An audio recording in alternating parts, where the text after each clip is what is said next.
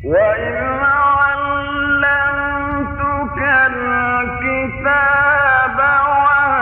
والحكمة والتوراة والإنجيل وإذ تخلق من الطين كهيئة الطير بإذني فتنفخ فيها فتكون طيرا بإذني.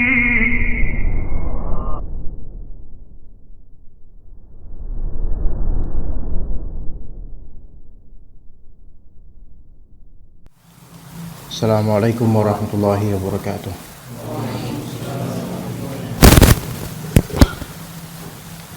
Innal hamdalillah nahmaduhu wa nasta'inuhu wa nastaghfiruh wa na'udzu billahi min shururi anfusina wa sayyiati a'malina. May yahdihillahu fala mudilla lahu wa may yudlil fala hadiya lahu. Asyhadu an la ilaha illallah wahdahu la syarika lahu wa asyhadu anna Muhammadan abduhu wa rasuluhu la nabiyya ba'dah. Allahumma 'allimna ma yanfa'una wanfa'na bima 'allamtana innaka antal alimul hakim. Insyaallah kita lanjutkan bab ke-7 dari kitab As-Shalah. Ini berarti satu hadis aja sepertinya. Ya, hadis 210. Insyaallah dengan segala rincian dari beberapa tambahan riwayat dan tambahan lafal. Ya, hadis 210. Fadhal. Assalamualaikum warahmatullahi. Bismillahirrahmanirrahim. Alhamdulillahirabbil alamin wassalatu wassalamu ala nabiyyina Muhammadin wa ala alihi wa sahbihi ajma'in. Allahumma ighfir lana Allahumma ighfir lana wa li masyayikhina wa li ustadina wa li jami'il muslimin wal muslimat. Qala al-musannifu rahimahullah babu sifatis shalah faslun sifatus salati bil qaul. An Abi Hurairah radhiyallahu anhu anna Nabiy sallallahu alaihi wasallam qala idza qumtu ila shalah fa asbighil wudu summa istaqbalil qiblah fakabbir summa qra ma tayassara ma'aka minal qur'an thumma rka' hatta tatma'inna raki'an thumma rfa' hatta ta'tadila qa'iman summa isjud hatta tatma'inna sajidan thumma rfa' hatta tatma'inna jalisan thumma isjud hatta tatma'inna sajidan. Semua kan lafal tatma'inna nunnya musyaddadah. Tatma'inna. Nah, sudah kalau. Lanjut. Thumma rka' hatta tatma'inna raki'an thumma rfa' hatta ta'tadila qa'iman thumma isjud hatta tatma'inna sajidan thumma rfa' hatta tatma'inna jalisan thumma isjud hatta tatma'inna sajidan thumma fa'al dzalika fi salatika kulliha. Akhrajahu as-sab'ah wa lafdhu lil Bukhari wal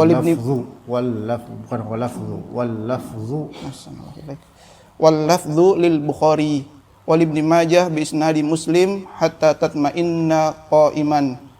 Wa mithluhu fi hadisi Rifa'ah inda Ahmad wa Ibn Hibban wa fi lafdhin li Ahmad fa aqim sulbaka hatta tarji'a al-'idhamu hatta tarji'a al-'idhamu walin Nasa'i wa Abi Dawud min hadisi Rifa'ah ibni Rafi' innaha lan tatimma salatu ahadikum hatta yusbigal wudu kama amarahu Allahu thumma yukabbirallaha wa yahmadahu wa yusni alaihi. Wa fiha fa in kana ma'aka Qur'an faqra wa illa fahmadillaha wa kabbirhu wa hallilhu.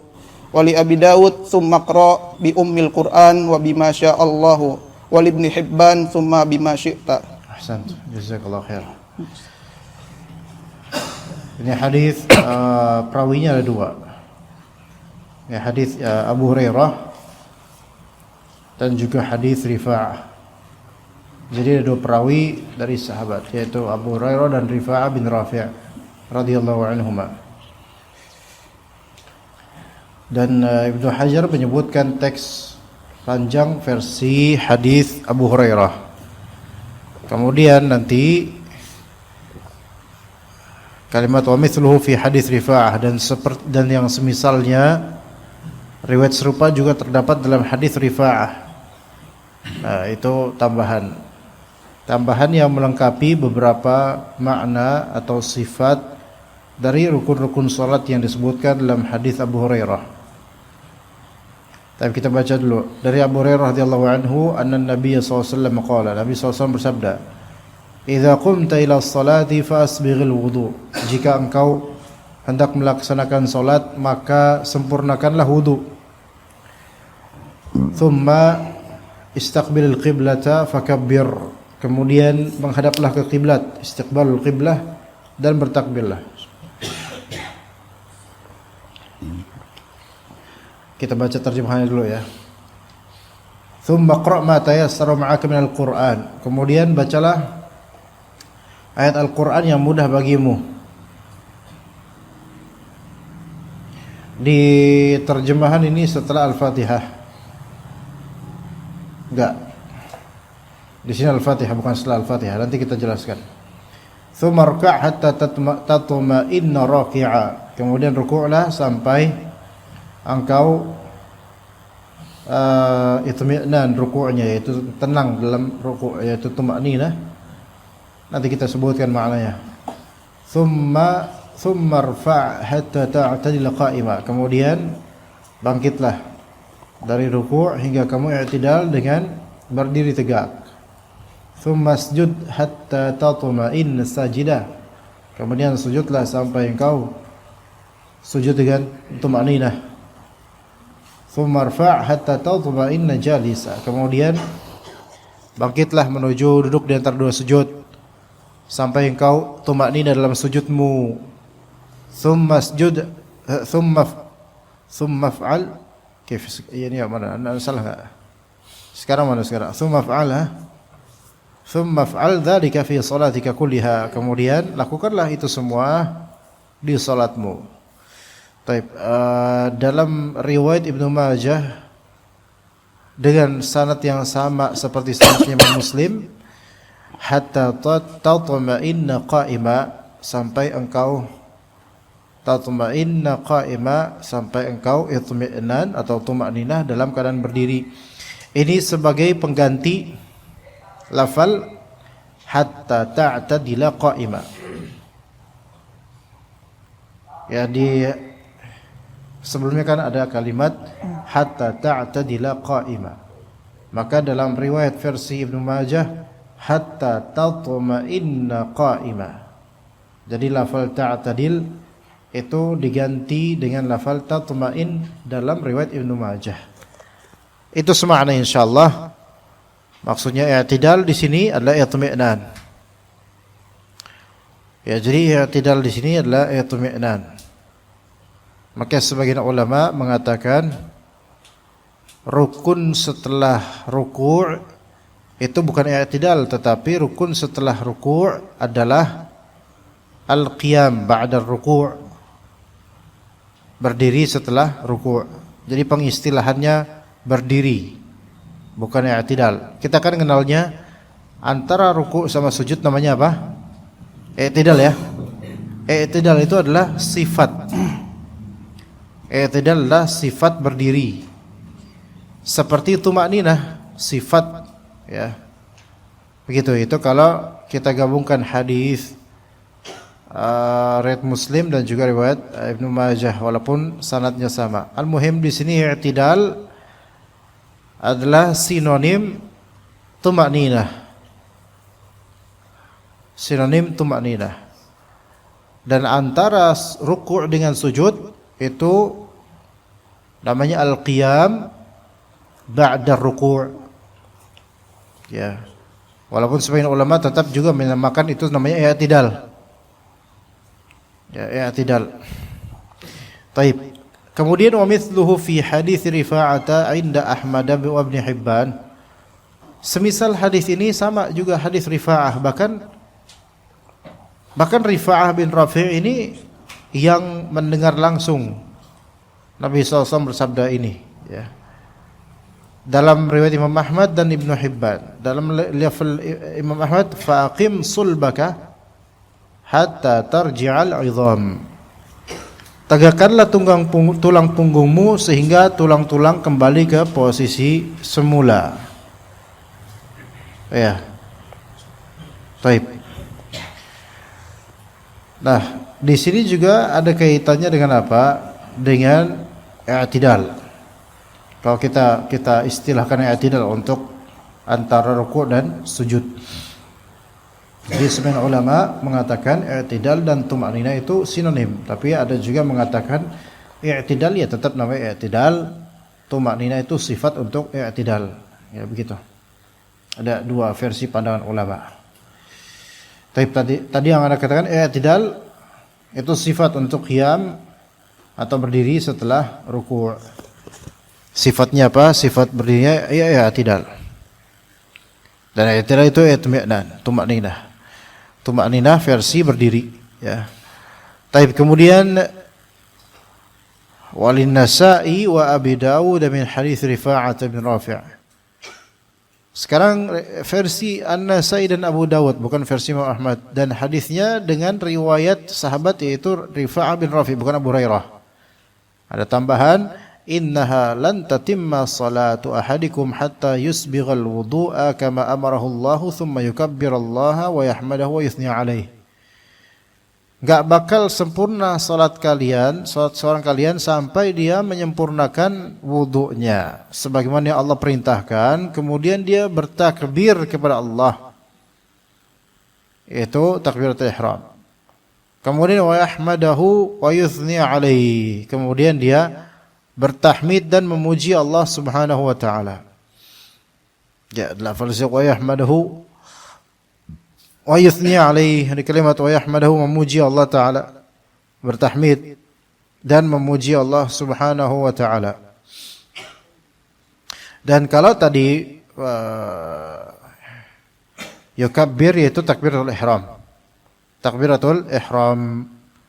Kemudian wa yahmadullah thumma wa yahmadahu wa yuthni alaih, memuji Allah dan ya sana, bertahmid dan sana. Dan apa maksud dari tahmid dan juga sana di sini atau pujian?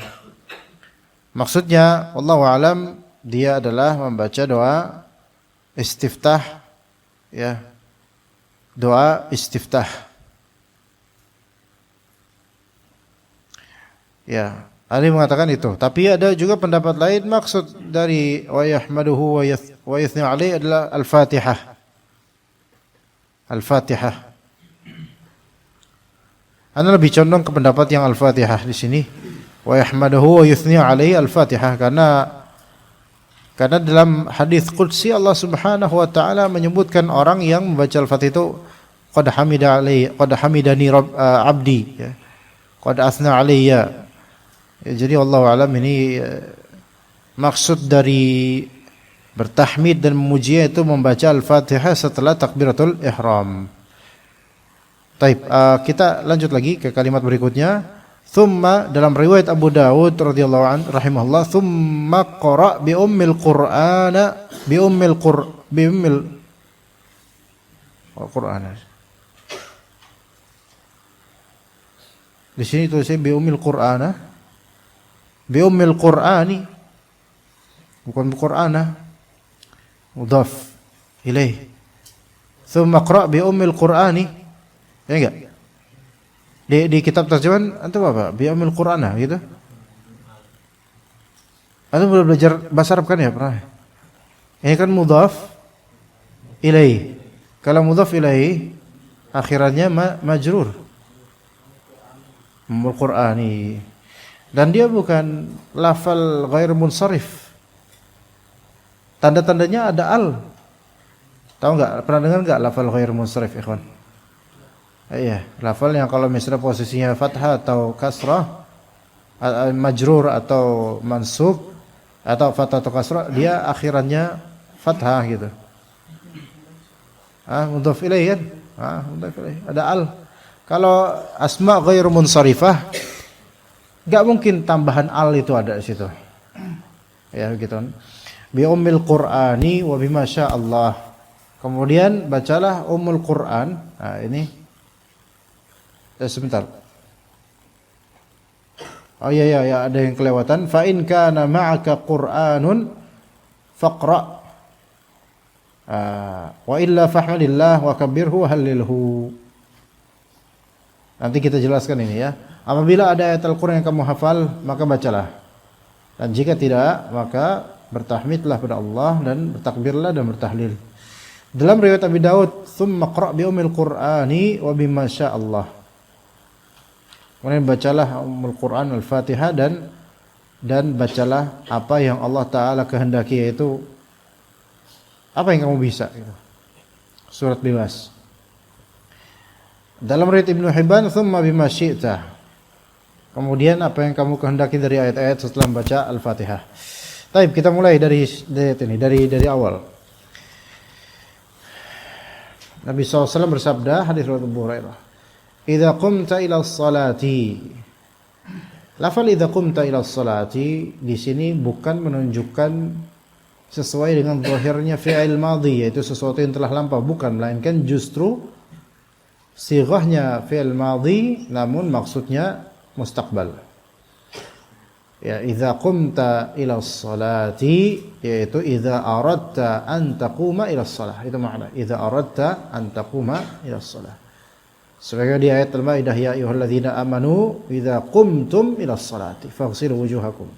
Wahai orang beriman, idza qumtum ila shalah di sini maknanya idza aradtum an taqumu ila shalah.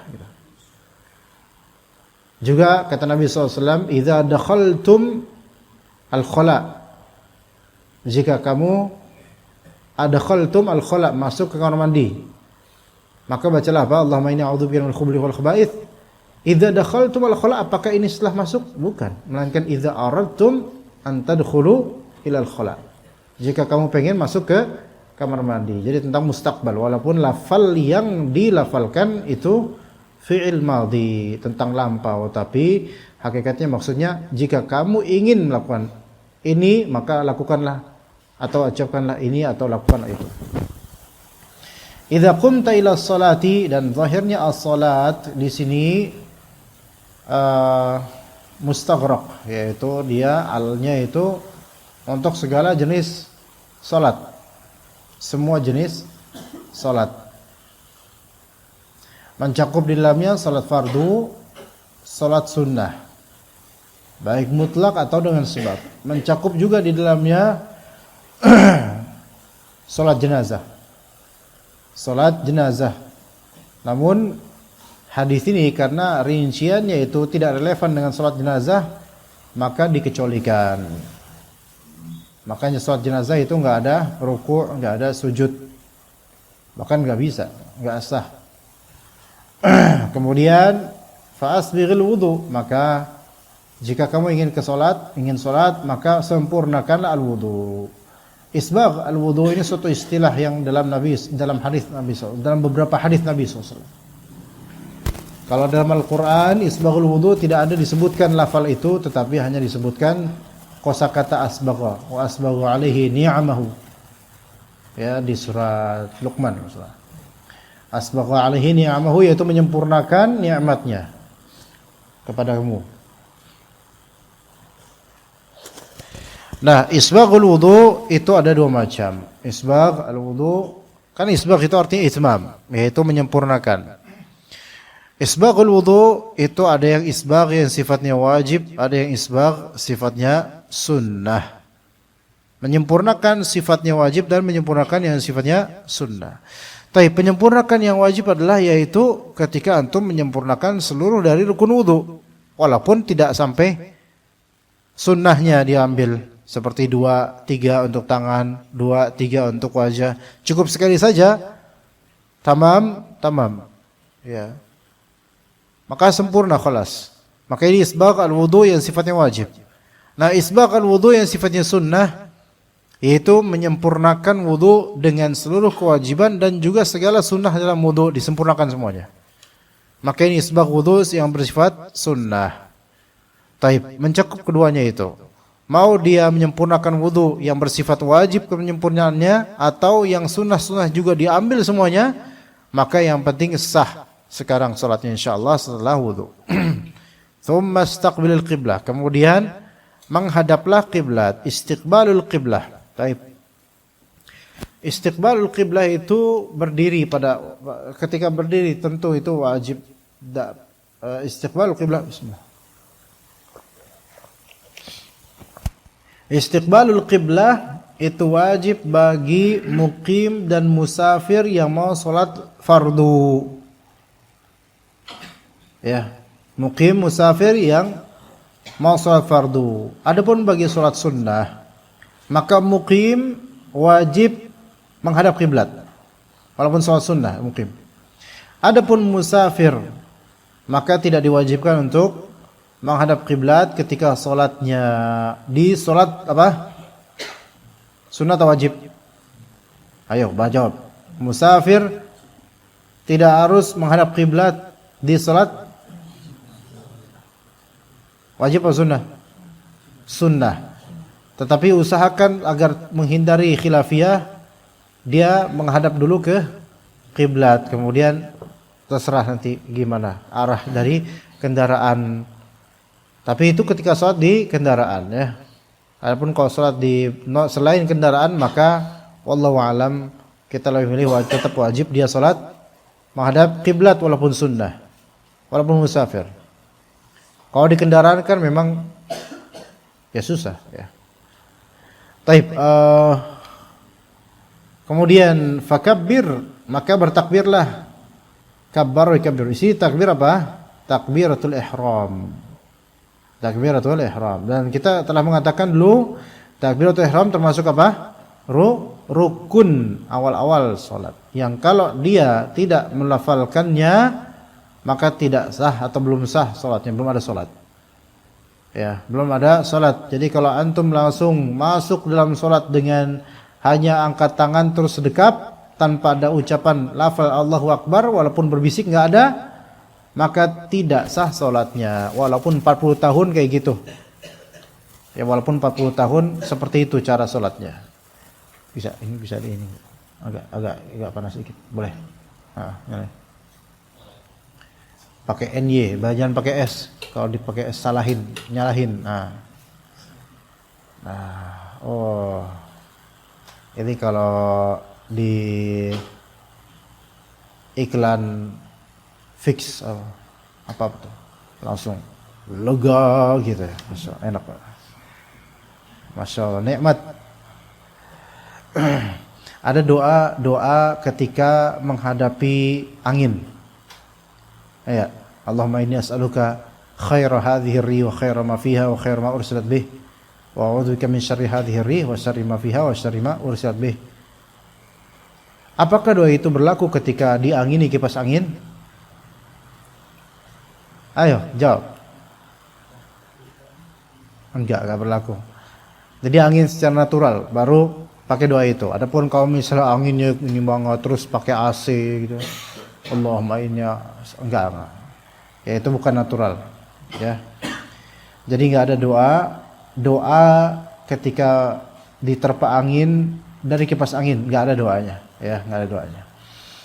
Taib, kemudian fakabbir, takbiratul ihram, tsumma qra' ma tayassara ma'aka minal Qur'an. Kemudian bacalah apa yang mudah bagimu dari Al-Qur'an. Syuf di sini kalimat ini. Tadi terjemahan apa? Al-Fatihah. Terjemahan apa tadi?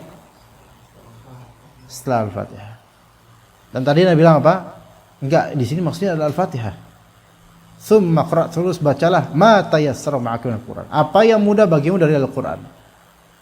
Ma di sini isim mausul, yaitu apa yang mudah bagimu, apa yang mudah padamu dari Al-Qur'an. Al-maqsud huna, maksud di hadis ini Al-Fatihah. Tsumma qra' Al-Fatihah. Oke. Makin dipahami oleh sebagian bahwasanya ma tayassara minal Qur'an ini yaitu surat setelah Al-Fatihah. La. Ma tayassara ma'aka minal Qur'an ini adalah Al-Fatihah itu sendiri.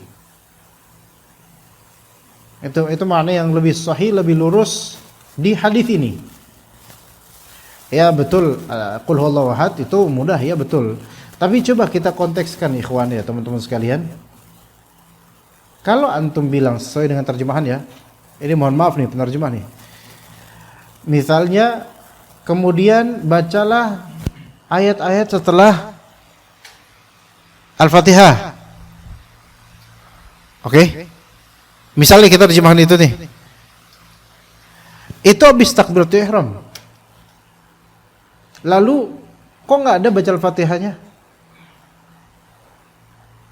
Faham nggak maksud anda ikhwan? Kenapa baca Al-Qurannya, baca Al-Fatihahnya nggak disebutkan? Malah instead of that, malah sebagai gantinya antum terjemahkan baca yang selain Al-Fatihah.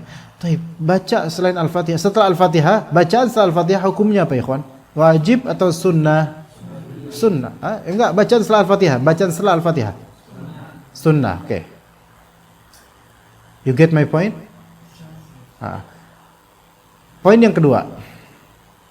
Kalau antum melihat serangkaian hadis ini dari kalimat per kalimat, antum akan dapatkan Rasulullah mengarahkan hal-hal yang sifatnya rukun. Enggak? Coba lihat. Asbihul wudu dalam keadaan suci, syarat sah salat, betul itu ya. Kemudian menghadap kiblat, itu dikatakan rukun. Ada juga mengatakan syarat sah salat. Al-muhim itu kewajiban lah dalam salat. Takbiratul ihram rukun. Kemudian nanti setelahnya nih ada rukun enggak? Bangkit dari rukun menuju qiyam atau i'tidal, rukun bukan? Sujud sampai itminan, sujud rukun. Terus duduk di antara sujud rukun, sujud lagi rukun. Maka kalau misalnya antum katakan ini bacalah apa-apa setelah Al-Fatihah yaitu surat yang sunnah, maka that's strange, weird, aneh, janggal. Karena ini semua kan sedang berbicara tentang kewajiban dan rukun atau wajib dalam sholat. Kok tiba-tiba nyempil maaf satu yang tidak wajib? Paham sampai sini? Gimana berarti ini? Tsumma qra' ya ma tayassara minal Qur'an, ma tayassara ma'aka minal Qur'an, berarti tafsirannya apa sini? Surat Al-Fatihah. Surat Al-Fatihah. Taib, kenapa disifati surat Al-Fatihah ma tayassara ma'aka minal Qur'an? Itu apa yang mudah? Mudah, surat Al-Fatihah itu mudah. Ada enggak sekarang orang muslim yang tidak hafal Al-Fatihah? Ada enggak? Hasan, Heri namanya? Bener Heri namanya? Hari masih salah aja, nah subhanallah. Ujang, nama itu siapa namanya? Fikih, masya Allah. Nama itu siapa? Mas Wisnu. Bisri. Mustafa Bisri, bukan? Coba Mustafa Bisri, antum panggil Gus Mus nanti. Gus Fik, gitu. Gus Har. Iya. Habib Hasan. Masya Allah. Panggilan Habib, wajah nggak mendukung antum nih. Habib tuh minimal nih kayak gini nih Habib nih. Ini Habib nih. Taib. Mana tadi sih? Oke, ketika kita iqra' ma tayassara ma'aka minal Qur'an. Memang ada di surat Al-Muzammil juga ada faqra'u ma tayassara minal Qur'an, tapi bukan itu yang kita bahas sekarang. Kita bahas khusus hadisnya aja. Iqra' ma tayassara ma'aka minal Qur'an berarti menunjukkan Al-Fatihah itu yasir. Yasir di sini bukan karena maknanya, tetapi yasir di sini mudah dihafal insyaallah. Mudah dihafal. Makanya hampir tidak ketemu ada imam yang lupa.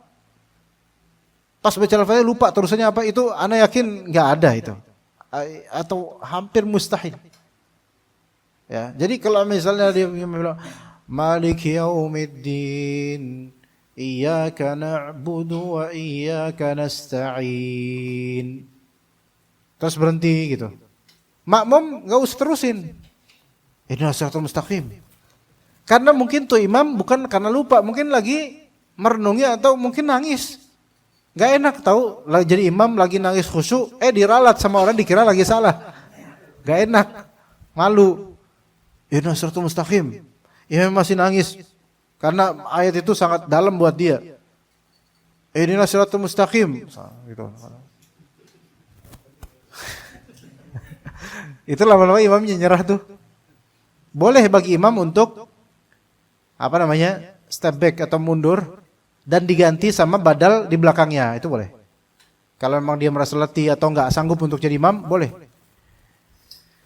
Nah, di belakangnya ganti jadi imam. Ya, dia mungkin 4 kali. Orang saya lagi nangis malah diralat itu. Ya. Taib, kemudian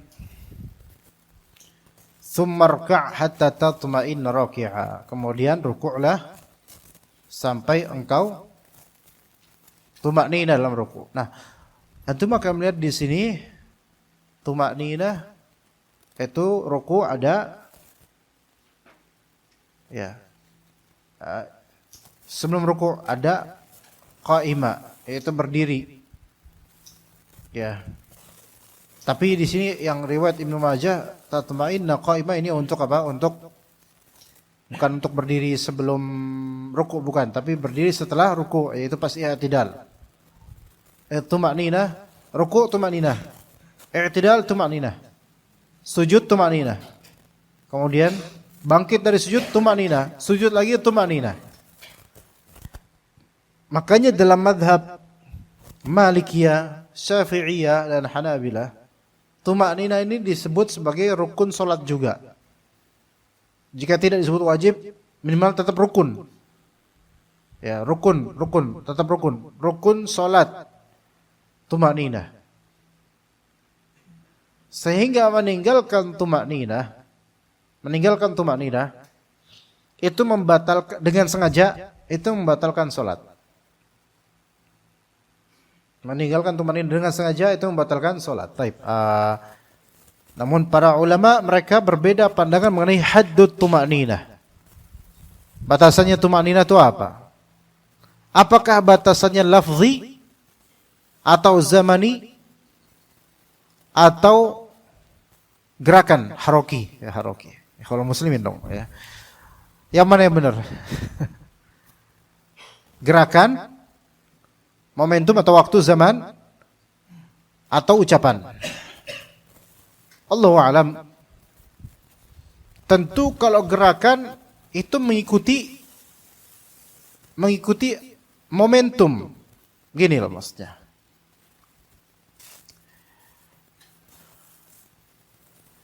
Kalau antum mensifati tumakninah dengan i'tidal, yaitu pas gerakannya dengan gerakan rukun. Ketika ruku', maka ruku' ya. Sampai tulang bagian punggungnya itu selaras sejajar dengan kepala gitu. Tak gitu. Maka ini baru disebut tumakninah. Sebagian ulama mengatakan yang penting dia itu sudah sejajar ruku', maka ini sudah cukup dan dia bisa naik lagi. Jadi jangan baru gini, belum sampai kayak gini, baru gini naik lagi. Enggak, ini belum sampai tumakninah, maka tidak sah ruku'nya. Atau sujud, tumakninahnya adalah dahi antum, tangan antum itu sudah sampai bumi gitu loh. Udah nempel semua, maka bisa langsung naik. Itu tumakninah versi sebagian ulama. Tapi beberapa ulama itu merasa tidak puas dengan batasan tumakninah yang terlalu short, terlalu singkat. Jadi kayak Allahu Akbar, yang penting nempel. Maka ulama lainnya mengatakan itu tidak cukup. Melainkan tumakninah itu harus menggunakan momentum dan zaman.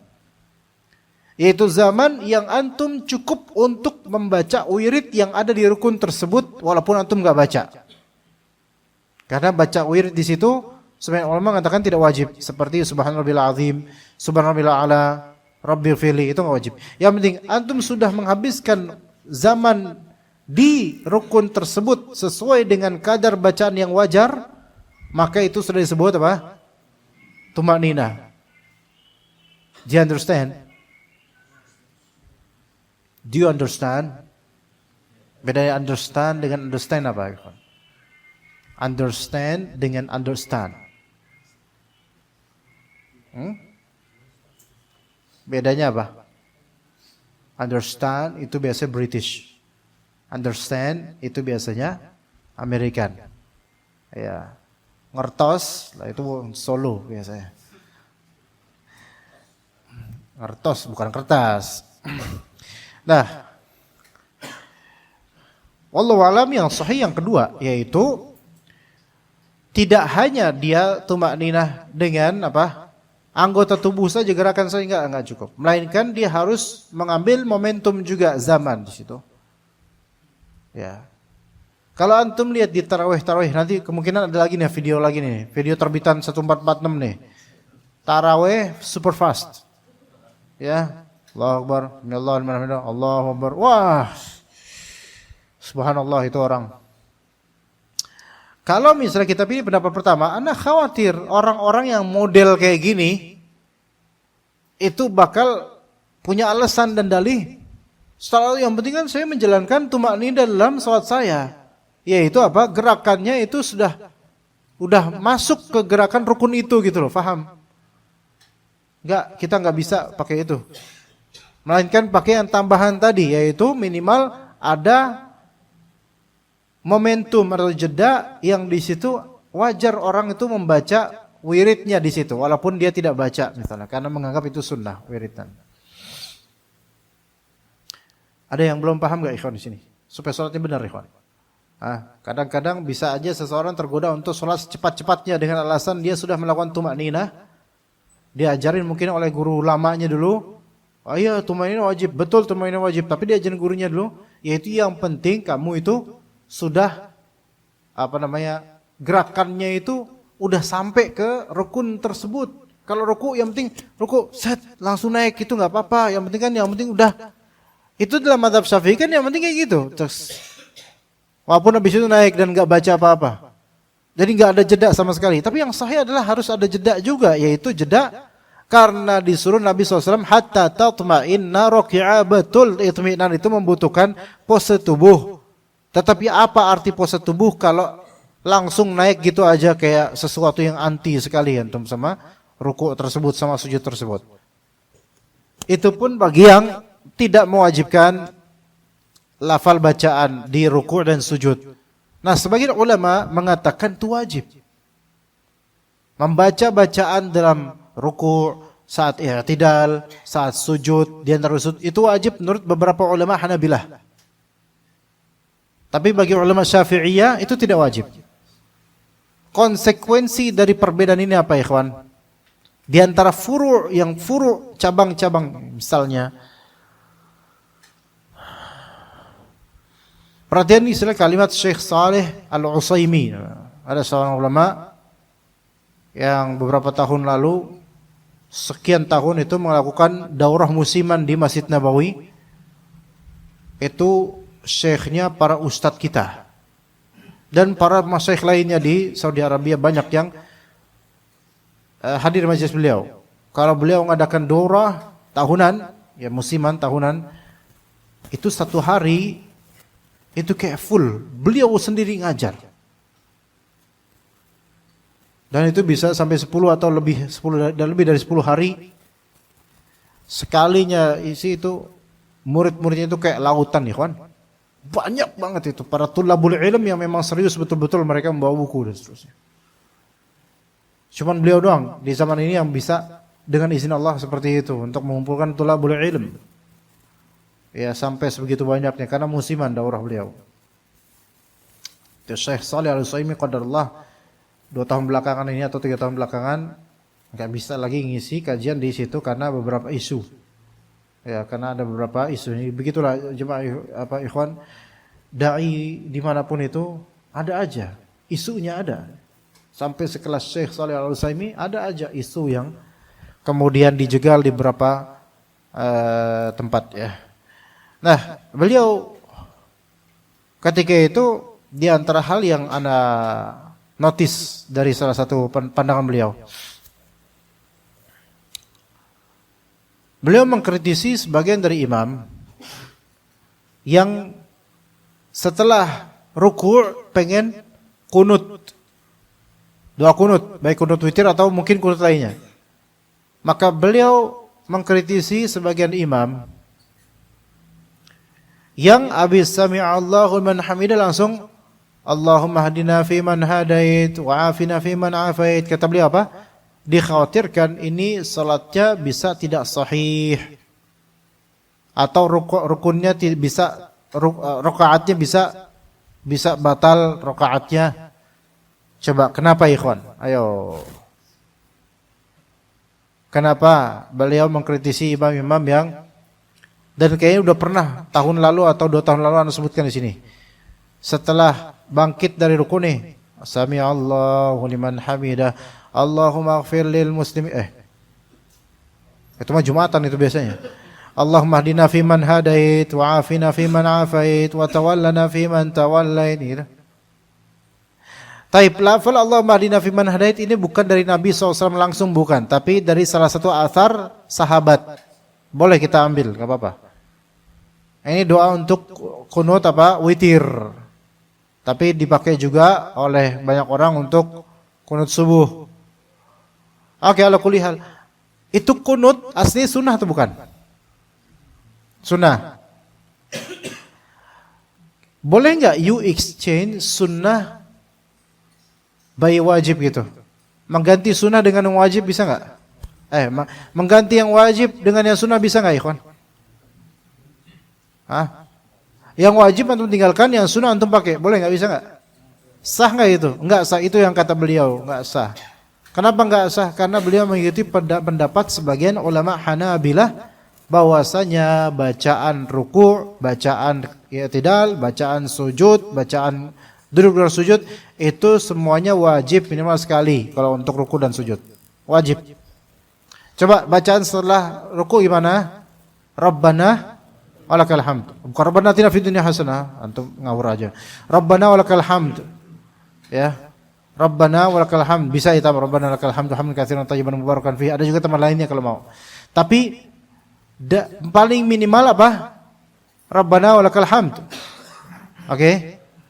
Rabbana walakal hamd atau Rabbana lakal hamd. Nah, setelah ruku' sami Allahu liman hamidah, imam langsung bilang apa? Allahumma hdina fiman hadait. Mana Rabbana walakal hamdnya? Enggak ada. Enggak ada. Berarti dia meninggalkan kewajiban dan mengisinya dengan sunnah. Maka menurut beliau ini tidak sah. Tapi kalau menurut mazhab Syafi'i dan beberapa ulama Hanabilah sah atau tidak? Sah. Karena apa? Karena Rabbana walakal hamd sunnah, Allahumma ighfir lil muslim. Allah, Jumatan baru kemarin soal Jumatan. Oh enggak, udah lama ya. Allahumma hdina fiman hadait itu sunnah juga di momentum tertentu. Maka enggak ada masalah dengan keduanya, gitu loh. Ya, itu penyebabnya. Itu kalau antum pengen tahu ya. Subhanallah. Ya. Jadi tumaknina di sini apa? Tumaknina di sini bukan sekedar pose, melainkan juga memerlukan timing atau waktu, pembagian waktu yang sewajarnya antum seolah membaca yang minimal dari wiritan di rukun tersebut. Sumarka hatta tatmainna ruku', berarti menunjukkan ruku' itu apa? Rukun salat.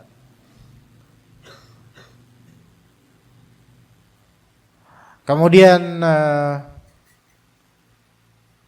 irfa' hatta ta'tadil qa'ima, yaitu qiyam ba'da ruku', yaitu i'tidal, itu juga termasuk rukun. Dan dikatakan dalam lafal Imam Ahmad, faqim sulbaka hatta tarji'al idham, tinggikanlah, tegakkanlah tulang punggungmu sehingga tulang-tulang kembali ke posisi semula.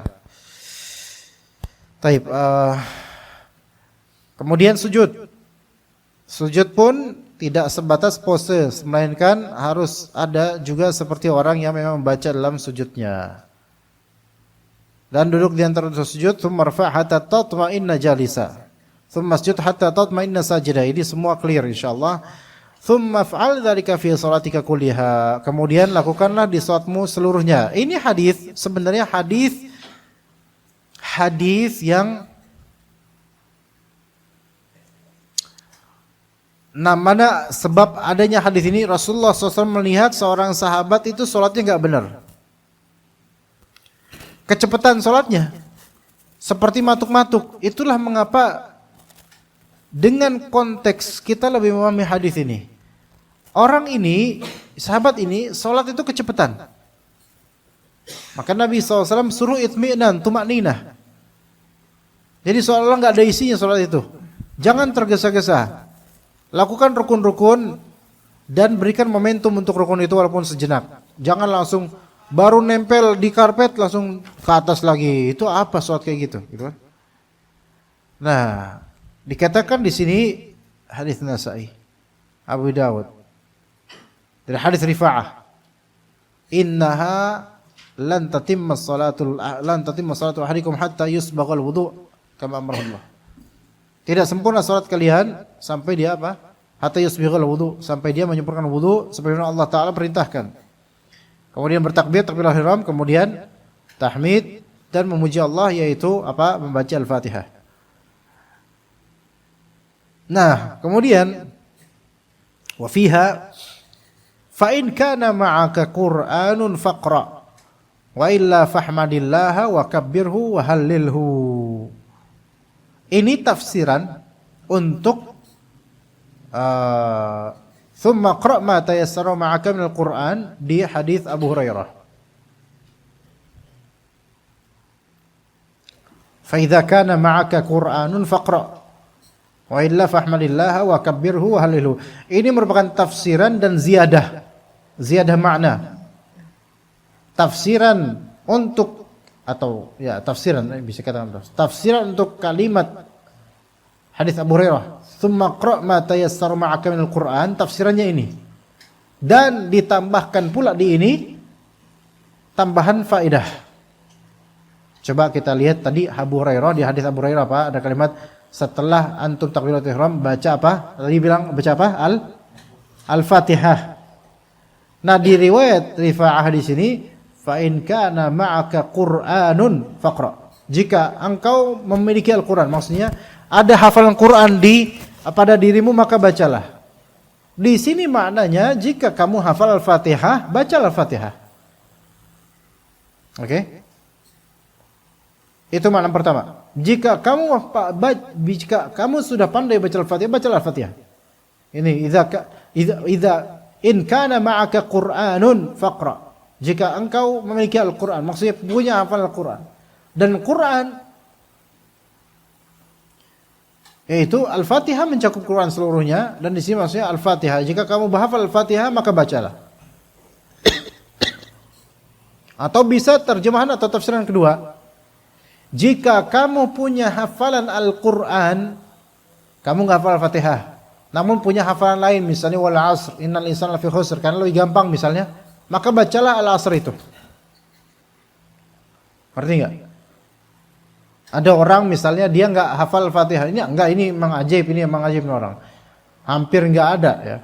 Enggak hafal Al-Fatihah tapi dia hafal Al-'asr atau inna a'tainakal kautsar fasholli rabbika wanhar inna syani'aka huwal abtar. Itu gampang buat dia hafalin itu duluan daripada Al-Fatihah. Lalu dia mau salat. Dia enggak punya Al-Fatihah. Dia bisanya Al-Kautsar. Maka faqra ma tayassara minal Qur'an. Maka bacalah Al-Kautsar instead of Al-Fatihah, sebagai ganti dari Al-Fatihah. Fa in kana ma'aka Qur'anun faqra. Kalau ada hafalan Quran padamu, maka bacalah itu yang kamu bisa. Saya bisanya inna a'tainaka. Ya khalas, baca itu. Tapi harus belajar baca surat Al-Fatihah setelah itu. Enggak boleh seseorang mentang-mentang dia, "Adalah saya Al-Kautsar aja lah sampai kapanpun." Enggak bisa. Nggak bisa Al-Kautsar doang. Antum wajib belajar Al-Fatihah. Lo bukannya agama itu mudah, betul mudah, tapi ente kemudahan. Ya, Al-Fatihah wajib. Ya, karena ada dalil yang mewajibkannya. Wa illa, kalau ternyata tidak bisa baca Al-Fatihah, tidak pula ada hafalan Quran atau ayat, maka fahmadillah, pujilah Allah. Nah, memuji Allah ini dengan bahasa apa, ikhwan? Bahasa Arab. Iya. Jangan dengan bahasa Kita, apalagi bahasa orang Nasrani, puji Tuhan, puji Tuhan. Ya ini mah Nasrani, puji Tuhan gimana? Iya, iya, puji Tuhan. Lagi sholat puji Tuhan. Mantan ya gitu. Iya. Nggak bisa, jangan pakai puji Tuhan. Alhamdulillah. Waduh, maaf nih saya baru Islam, jadi saya belum tahu alhamdulillah itu gimana bacanya. Lah itu baca barusan. Orang Nasrani banyak kok bilang alhamdulillah. Gimana kabarnya, Mbak? Alhamdulillah. Padahal pendeta. Ya. Bahkan sekarang jokes itu juga ada di beberapa video kayak gitu. Alhamdulillah, kamu kan Kristen. Oh iya, puji Tuhan gitu. Ya. Walaupun makna alhamdulillah itu juga semakna dengan puji Tuhan, tapi karena ini sudah menjadi hakikat urfiyah Nasraniyah, maka nggak boleh untuk pakai. Dalam usul fikih kan ada hakikat urfiyah, ada hakikat lugawiyah, ada hakikat syar'iyah. Kalau uruf yang dipakai murni oleh orang Nasrani dalam penghambaan diri mereka kepada Tuhan atau lebih mereka khasnya mereka, itu haram kita pakai. Haram kita pakai karena itu ada ciri khas di peribadatan atau milah mereka. Walan tardu ankal yahuda walan nasara hatta tattabi'a millatahum. Kayak yoga misalnya, itu enggak boleh itu yoga. Karena itu malah itu pendalaman spiritual yang mau enggak mau itu akan ada pengaruh religius dari agama lain. Nauzubillah min dzalik. Berbahaya. Enggak boleh.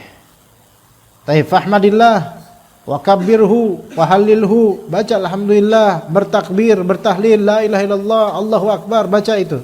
Kalau memang belum hafal Fatihah. Karena mu'alaf itu kadang butuh waktu, bahkan seminggu, bahkan sebulan loh, bisa aja. Dia belum bisa benar-benar lancarin Fatihah. Itu sangat buta akan Al-Quran. Itu sangat possible ikhwan. Jadi enggak semua mu'alaf tuh langsung sama derajatnya kayak antum. Lah antum aja dulu, coba. Masih ingat gak berapa sepakan kaki bapak antum waktu dulu ngajarin antum Al-Fatihah? Lupa kan? Lupa. Alhamdulillah diajari pas kecil. Coba pas sudah gede gini, baper antum digampar-gamparin sama ibu antum. Dulu baca susah banget. Alhamdulillahi. Ya. Itu pun ngajarinnya salah juga itu. Karena bapak antum Jawa, maka alhamdulillah alkamdu. Ha jadi ka. Alkamdu. Itu salah. Walaupun sama muslim juga salah kadang-kadang pengajaran Al-Fatihah. Alhamdulillahir, ngalamin pakai ngain, ain pakai nga. Bo-nya juga kegedean. Kegedean. Ini Mbah Jaiz ini kan kakek ana ikhwan. Kakek ana namanya Ahmad Jaiz. Hasan Al-Jaiz itu nama mbakna. Beliau rahimahullah, beliau adalah kiai kampung. Ya antum tahu lah kiai kampung Jawa gimana, ya kan? Bukan kiai kota, kiai kampung. Ya. Terus pengajaran Al-Quran zaman dulu tuh beda ya kawan sekarang. Sekarang alhamdulillah nikmat sekarang. Pengajaran Al-Quran dulu kan Iqra aja nggak ada di zaman kemerdekaan dulu kan nggak ada Iqra, kayak ya penulis Iqra-nya aja waktu itu juga masih belajar Iqra gitu kan. Jadi mbah kakung ana ya belajar sama kiai kampung gitu loh. Ya gitu bacaannya. Kalau di Mekah ya kan waladhdallin gitu kan enak ya. Ini mbah kakung ana itu pengen ngikutin itu tapi cengkoknya itu agak susah ya. Nah kalau biasa makan sirih kan beda sama makanan Arab ya. Jadi mbahannya tuh walil maghdubi alaihim. Kayak mbah-mbah kampung yang kalau baca Al-Fatihah itu bikin kita itu kayak mendengar gemuruh di kedengaran sana. Walil maghdubi alaihim gitu. Terus pengen dinadain nama mbahana rahimahullah walad kaina ya waladdallin gitu. Pengen dicengkokin Arab tapi mau ke Jawa jadinya, ke Jawa pun nggak dapet. Paman anaknya beliau itu ngece jadi. Walil maghdubi alaihim waladdallin. Kata paman ana, amin. Itu paman waktu anak kecil dulu dibawa lebaran ke sana, kayak gitu tuh. Bapak sendiri digituin. Sekarang cucunya gituin kakeknya sekarang. Nah, dolin, nya kegedean. Jangankan mu'alaf. Orang kita aja, orang Jawa aja masih banyak yang salah. Iya. Apalagi sekarang udah tua, udah alot. Diajarin, boro-boro dapat hidayah. Ustadznya taubat abis itu, nggak bisa, udah susah. Maaf Pak, Bapak nggak ikutan, itu jauh lebih menyelamatkan hati saya daripada Bapak ikutan gitu. Susah Pak, beneran. Udah alot, susah diajarin. Nah di sini dimaklumi, apalagi mu'alaf gitu loh.